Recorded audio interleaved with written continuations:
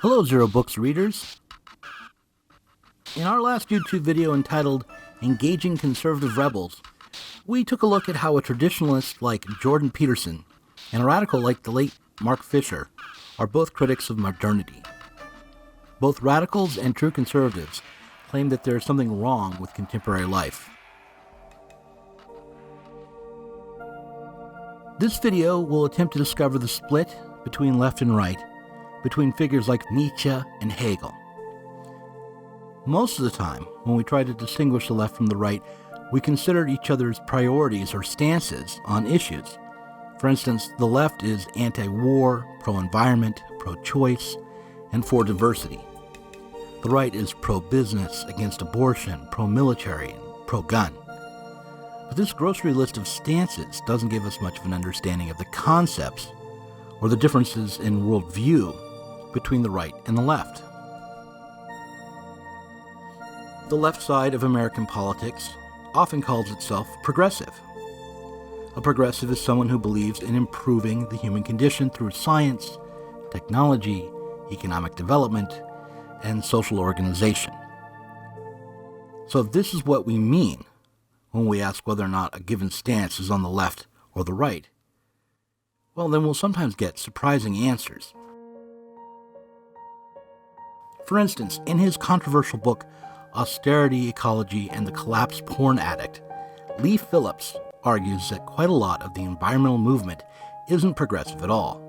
For Phillips, many ecological slogans or talking points, for instance the idea of overshoot or carrying capacity, natural balance, and even anti-consumerism, are essentially conservative notions, and that they rely upon the assumption that the present represents the pinnacle of human achievement, and that no future improvement in our understanding will push us beyond our current natural limits.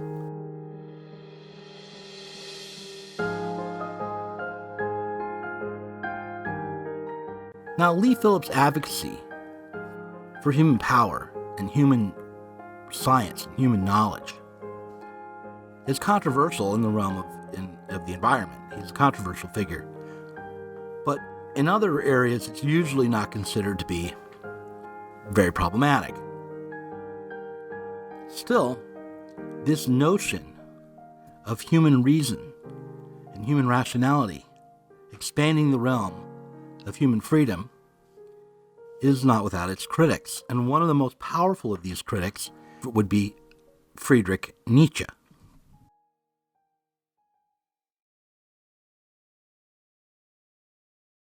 Again, this word nihilism, I'll say a little bit more about it. In a context where the threat was nihilism, a culture where there was no fabric from which to construct meaning. Now, nihilism, in a certain way, then won't be used by me to describe a philosophical position, because to the extent it does, it's supposed to be some silly position like this. Nihilists are people who believe in nothing. Well, if that's what nihilists were, there wouldn't be any, and that's not what we're diagnosing. We're diagnosing a nihilistic culture where no enduring beliefs can provide meaning for the overwhelming majority of members of that culture.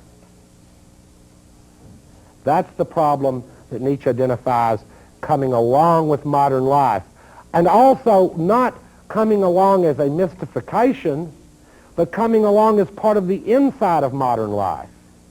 Comes along with Darwin. In other words, being demystified about our origins. It comes along with a new view of the cosmos, being demystified about the importance of the earth. You know, where it is and how big it is and in the center of what. Being demystified concerning a whole series of things about which earlier there were powerful, important, meaning-giving myths. Part of the work of the Enlightenment was this destructive work of destroying myths. That was the work carried out by the bourgeois class and by its ideologues. Foucault clearly has picked the path where he doesn't care if you feel powerless or not. That's your problem. You've got to do something about it. He wrote a book called Madness and Civilization, in which he pointed out the long history of how the discourse of reason had excluded from it the mad, Now, this history changes, as you know. In the medieval period, the mad are considered the way they are. How do the mad appear in Shakespeare's plays? The fools, the mad. Well, they appear as the people who bring the most important wisdom into the plays.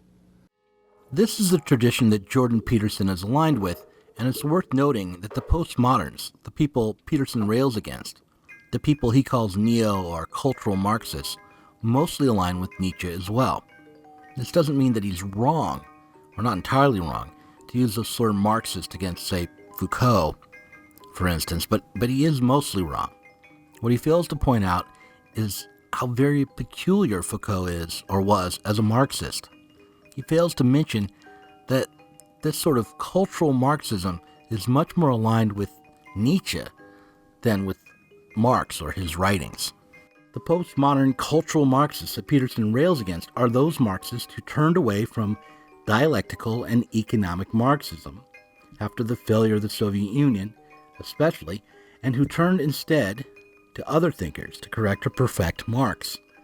The dreaded Frankfurt School philosophers, for instance, turned to Nietzsche, and instead of asking questions about how to change the means of production, or maybe along with asking questions like how to change the means of production, they asked questions about such topics as happiness and self-actualization.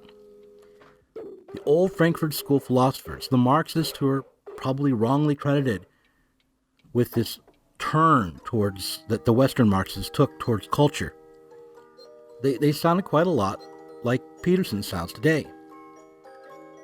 According to Rolf Wegerhaus, writing for the Platypus Review, the Frankfurt School boys admired Nietzsche for his resolute and uncompromising commitment to the self-unfolding of his character, above considerations of personal gain or social success.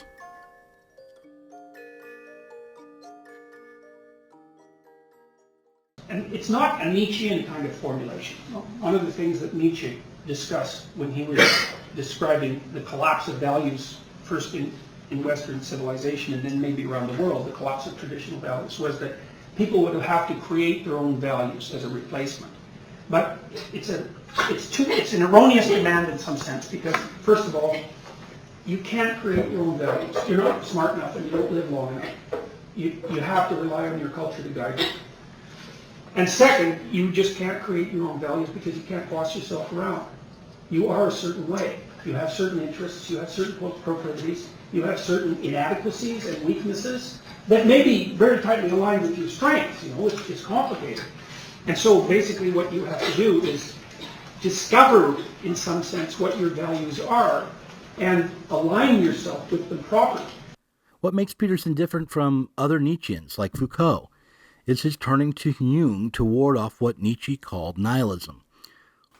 What Jung proposed was that since we'd lost God in the fire of reason, we now had to understand why God was ever necessary. And we had to revive the myths of religion, finding out what psychological function these religious myths about God or gods served. People were fragmented and lost, especially in the modern world, and they needed to put their lives together into coherent and cohesive meanings. But, unlike the past, they could no longer rely on religious meanings to help them with the task. Now, each of us have to go on what Jungian Joseph Campbell called a hero's journey. Here's the award-winning co-creator of Rick and Morty to explain what that is. For the last 500,000 years, every story that's ever been told has been told like this, in these 8 steps. To prove how satisfying this story model is, let's first watch a story with no structure whatsoever. Read all about it. Creature eats boot. Suck up the dungarees. Nice, guys. Send it to YouTube. Now let's watch that same scene properly structured. 17 bats, 17 camels.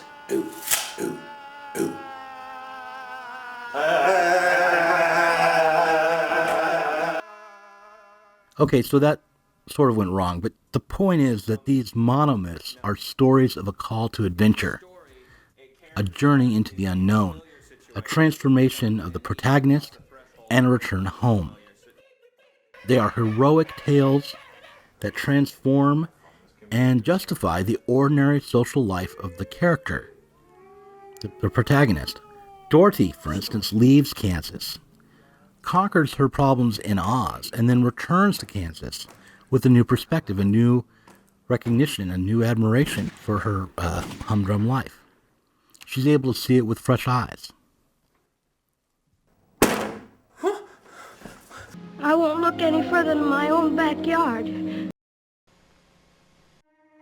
So it's worth noting that Peterson's perspective offers both a profoundly modern and a profoundly conservative solution for the problem of the death of God.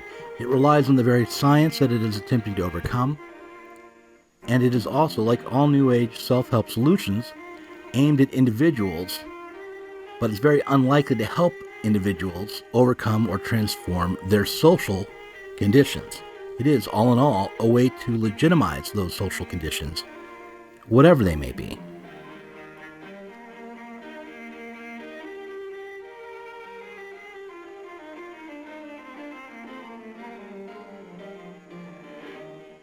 Jung's promise is that we can come to a spiritual understanding of our own lives, get in step with our innate need for a meaningful narrative, and get back to the business of living out our days without suffering from too much misery. Hold your left hand out. Place the camera across the palm. Grasp the rear of the viewfinder cap. Pull the camera into its erect position.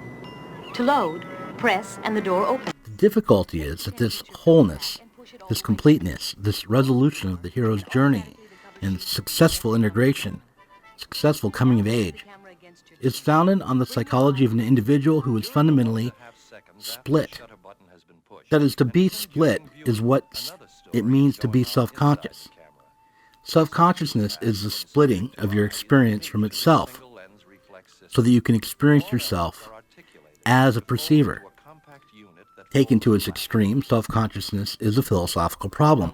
It turns out, in fact, that this self-awareness, this understanding of ourselves as split off from the world and from ourselves, is not only the principal understanding behind our Western scientific viewpoint. It is the realization that you're not complete, that you need to discover yourself, that sets us off on a hero's journey as a culture. And while Jung's vision of the hero's journey is circular, it's certainly possible to conceive of our journey differently. Rather than seeking to return to the beginning and regain old forms of mastery, there is a dialectical approach that sets us off on a process of perpetual transformation. This cycle doesn't come from Nietzsche with his one-sided focus on mastery, but comes to us thanks to the hard work of Georg Wilhelm Friedrich Hegel. Now, some would argue that Jung and Hegel had more in common than not, and certainly a rising spiral and a simple circle can appear to be about the same shape from a certain perspective.